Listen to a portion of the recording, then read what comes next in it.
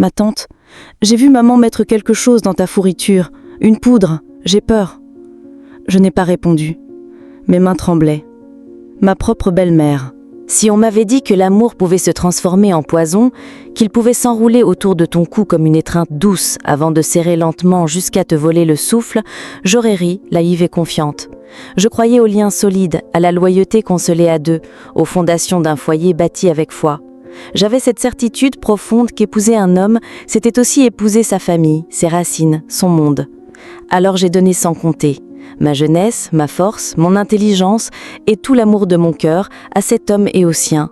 Mais ce que je ne savais pas, c'est que derrière chaque baiser, chaque sourire qu'il me lançait, se cachait un couteau bien affûté, en attente du moment parfait pour me poignarder. Je m'appelle Amaka, l'aînée de 3 filles. J'ai grandi dans la chaleur bruyante d'une cantine routière tenue par ma mère, une femme seule mais inflexible, qui a élevé ses enfants dans la sueur et l'amour. La vie n'a jamais été tendre, mais elle veilla à ce qu'on ait toujours de quoi manger, même si nos habits venaient de la main des autres. Elle nous a transmis des valeurs de dignité, honnêteté, travail acharné, endurance, et je les ai portées comme une seconde peau, jusque dans mon mariage. C'est à Enugu, lors d'un séjour à New York Street, que j'ai rencontré celui que je croyais être le bon. Il était grand, charmeur, avec un de ces sourires capables de faire disparaître l'angoisse d'une journée entière. Il avait un petit commerce d'électronique, rien d'impressionnant, mais il en vivait. On s'est fréquentés pendant 1 an, puis un mariage simple, modeste, fait d'émotions sincères. J'étais éperdument amoureuse, j'ai cru en lui, en ses rêves. Mais j'ai vite compris que je n'épousais pas un homme, j'épousais tout un clan. Sa mère, Mamea, m'a dès le départ regardée comme une menace. Elle m'appelait la fille, jamais par mon prénom. Pour elle, j'étais trop ambitieuse, trop instruite, une étrangère à leur vision des choses. Ses sœurs, Amara et Ikashi, se comportaient comme si je leur avais volé un trésor familial. Leurs mots étaient rares, mais chaque syllabe suintait le mépris. Pourtant, je n'ai pas bronché. J'aimais mon mari. Je me disais que le temps, la patience et l'amour finiraient par attendrir leur cœur. J'y croyais. Il rêvait grand, transformer sa boutique en une entreprise prospère, importer de la marchandise de Chine. Moi, j'avais un peu d'économie de New York et un petit héritage de maman. Ce n'était pas grand-chose, mais suffisant pour lancer un projet solide. Je lui ai tout confié sans condition. Nous avons enregistré la société ensemble comme un symbole d'unité et d'amour entrepreneurial. Les débuts furent lumineux. Je gérais les comptes, les stocks, les réseaux. L'affaire a vite grandi. En 2 ans, nous avions un mini-centre commercial. Il était cité parmi les jeunes entrepreneurs en vue. Mais plus l'entreprise grandissait, plus je sentais mon ombre s'effacer. Il voyageait souvent à Lagos, à Abuja, puis en Chine. Il me demandait de rester gérer sur place, de lui faire confiance. Je croyais encore que nous étions une équipe. Sa famille, elle, est devenue omniprésente. Ses sœurs se sont imposées dans la boutique sans qualification. Sa mère prenait des produits sans payer, les revendait même ailleurs. Quand je protestais, on me regardait à peine. J'ai tout accepté. J'ai gardé le silence, convaincu que c'était le prix de la paix. Et puis, un nom est apparu, Adora, présentée comme une consultante rencontrée à Lagos. Mince, maquillée à outrance, habillée de marque tapageuse, avec un accent étrange. Elle venait souvent donner des conseils marketing, branding, packaging. Lui, il répétait « Tu devrais apprendre d'elle ». Un soir, j'ai pleuré doucement à ses côtés endormis, car j'avais tout donné, j'avais tout bâti. Et soudain, j'étais insuffisante. Un samedi soir, tout a basculé. Il était sur le balcon, au téléphone. Je ne l'entendais pas clairement, mais une phrase a fendu la nuit. Elle commence à avoir des soupçons. Je vais gérer, détends-toi. Mon cœur s'est serré. Je savais. Puis mon corps a commencé à me trahir. Fatigue, nausée, étourdissement. Je suis tombée 2 fois. Les médecins n'avaient pas de diagnostic clair. Jusqu'au jour où une employée est venue, tremblante. Ma tante, j'ai vu maman mettre quelque chose dans ta fourriture. Une poudre. J'ai peur. Je n'ai pas répondu. Mes mains tremblaient. Ma propre belle-mère. Ce soir-là, j'ai fait semblant de dormir. Et j'ai vu Adora, avec lui, dans mon salon. Des baisers, des plans. Et elle a murmuré « L'héritage sera bientôt à nous ». J'étais empoisonnée, pas seulement mon corps, mais aussi mon cœur, ma foi, ma loyauté. Il ne voulait pas seulement me trahir, il voulait m'éteindre. Mais je n'ai pas pleuré. Non, cette nuit-là, j'ai changé. Je me suis relevée. Ils croyaient m'enterrer vivante sans savoir que j'étais déjà en train de creuser leur tombe. J'ai arrêté de manger ce que je ne cuisinais pas. J'ai simulé la faiblesse, gardé le même sourire, la même routine. Je voulais qu'ils croient que j'étais vaincue. Mais en silence, j'enregistrais tout. Contrat, relevé, pliant, livraison. J'ai tout sauvegardé sur une clé et envoyé des copies à mon mail. Une nuit, j'ai pris son téléphone. Il avait enregistré son empreinte sur mon appareil. Ironie. J'ai lu des messages entre lui et Adora et planifié de transférer la propriété à son nom. Et puis des audios. Lui et sa mère. Elle va mieux. Le médicament ne fait plus effet. Il faut qu'elle sorte de la scène. Et ma mère a de répondre. Adora est déjà enceinte. Là, j'ai su, ce n'était pas seulement une trahison. C'était une mise à mort, douce, calculée.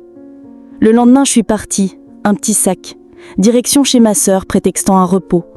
Elle a vu mon corps amaigri, mes yeux vides. Elle a compris. Et quand je lui ai tout raconté, elle n'a pas pleuré. Elle a saisi son téléphone. J'appelle l'avocat. Il est temps de les affronter. Nous avons monté un dossier, un solide, une demande d'enquête, un gel de propriété. Toutes les preuves étaient là. Mais cette fois, ce n'était pas moi qui allais tomber. Je ne suis plus la femme qui quémande l'amour. Je suis celle qui inspire la crainte dans le cœur de ceux qui l'ont trahi. Elle s'appelait Barista Eo, une avocate discrète, redoutablement intelligente, à la détermination tranquille. Elle avait elle-même connu la morsure de la trahison et, derrière ses lunettes sobres, brûlait un feu que rien ne pouvait étouffer. C'est elle qui m'a aidé à transférer en toute légalité les documents cruciaux de l'entreprise à mon nom seul, en m'appuyant sur une clause oubliée, celle qui reconnaissait que j'avais investi davantage et dirigé toutes les opérations quotidiennes. La loi me donnait un avantage. Ensemble, nous avons aussi signalé les comptes bancaires, bloqué les gros transferts, figé le système. Et ensuite, nous avons attendu. La semaine suivante, je suis rentrée chez moi comme si de rien n'était, les bras chargés de courses et le cœur blindé. « Bonsoir maman !» et je lançai d'une voix douce à ma belle-mère, affalée devant un feuilleton. Elle m'a regardée, surprise. « Tu as l'air forte ?» J'ai souri. « Oui maman, Dieu est bon. » J'ai prié. « Tu avais peut-être raison, c'était spirituel, mais je vais mieux maintenant. » Elle ne savait plus si elle devait être soulagée ou avoir peur. Et c'était exactement ce que je voulais. Ce soir-là, Eo est rentré inhabituellement joyeux, un steak à la main, un baiser sur mon front. Il transpirait un malaise qu'il ne pouvait pas cacher. Le matin même, sa carte bancaire avait cessé de fonctionner. Il a tenté un rapprochement. « On devrait partir tous les deux, se retrouver. » J'ai pris sa main et lui ai souri. « Ce serait adorable. » Mais je ne suis allée nulle part. J'ai fait ma valise discrètement, rassemblé les documents, ma clé USB, mon alliance, que j'ai laissé poser sur la table, en silence. Et au matin, j'étais partie. Ils ont paniqué. Les appels ont plu. Les sœurs, la mère, lui, tous bloqués. J'étais libre. Quand j'ai fini par décrocher un numéro inconnu, c'était lui. « Toi, voleuse, où es-tu? Qu'as-tu fait à l'entreprise ?» J'ai répondu calmement. « Tu veux dire l'entreprise que j'ai bâtie? Celle que ta mère a tenté d'empoisonner? Ou celle que tu voulais offrir à ta maîtresse ?» Il a bredouillé. « Tu n'as aucun droit !»« J'ai tous les droits. J'étais la directrice principale. C'est moi qui ai signé chaque contrat. Tu n'as jamais pris le temps de vérifier, trop occupé à courir après des mirages. » Silence. Puis il a murmuré. « Elle a perdu le bébé. » Pendant une seconde, je n'ai rien dit. Puis j'ai répondu glacial. « Maintenant, vous savez ce que ça fait de tout perdre. » Et j'ai raccroché. La nouvelle s'est répandue comme une traînée de poudre. Mamtech World était gelé. Seuls mes contacts restaient valides. Eo est venu crier au magasin, stoppé par la sécurité privée. Adora tenta d'ouvrir sa propre boutique. Personne ne lui fit confiance. Internet exhuma son passé. Elle avait déjà escroqué un homme à Port Harker. Ses sœurs tentèrent de me supplier. Refus net. Sa mère, elle, fit pire. Elle débarqua chez ma sœur, hurlant que j'avais ensorcelé son fils. Ce jour-là, pour la première fois, je n'ai pas pleuré. J'ai filmé. J'ai posté la vidéo, mentionnant la page de l'entreprise. La vérité nue. En quelques heures, elle devint virale. Les messages affluèrent. Des survivantes de violences conjugales, des femmes brisées par la trahison, j'étais devenue un symbole. Et j'en avais pas fini. J'ai lancé une campagne, Built Not Borrowed, un programme de mentorat pour les jeunes femmes voulant bâtir par elles-mêmes. Je donnais des cours, racontais mon histoire, non en victime, mais en survivante. Puis, un jour, un message. « Désolée Amaka, pardonne-moi, j'ai tout perdu, tu me manques. » Je n'ai pas répondu. Pas ce jour-là, ni jamais. Ce message ne signifiait plus rien. Cette semaine-là, mon groupe a dépassé les 15 000 femmes. Une raconta comment son mari l'avait ruinée avant de fuir avec sa secrétaire. Une autre avait été jetée dehors par ses beaux-parents après la mort de son époux. Mon histoire était devenue la leur, et ensemble nous guérissions, lentement mais sûrement. Puis, un après-midi, à Abuja, en sortant d'un centre de conférence, je l'ai vu, accoudé à une voiture. Mince, creusé, brisé. Il m'a bloqué. « S'il te plaît, parlons. J'ai tout perdu. Ma mère pleure. Mes sœurs me haïssent. » Je l'ai regardé, j'ai croisé les bras. « Tu m'as perdu le jour où tu as cessé de me voir comme un être humain, quand tu as laissé ta famille me traiter comme moins que rien. Ce jour-là, je suis partie. Mon corps est resté un moment, mais mon cœur, lui, était déjà parti. » Puis, j'ai continué mon chemin. Le soir même, Barista EO m'a appelé.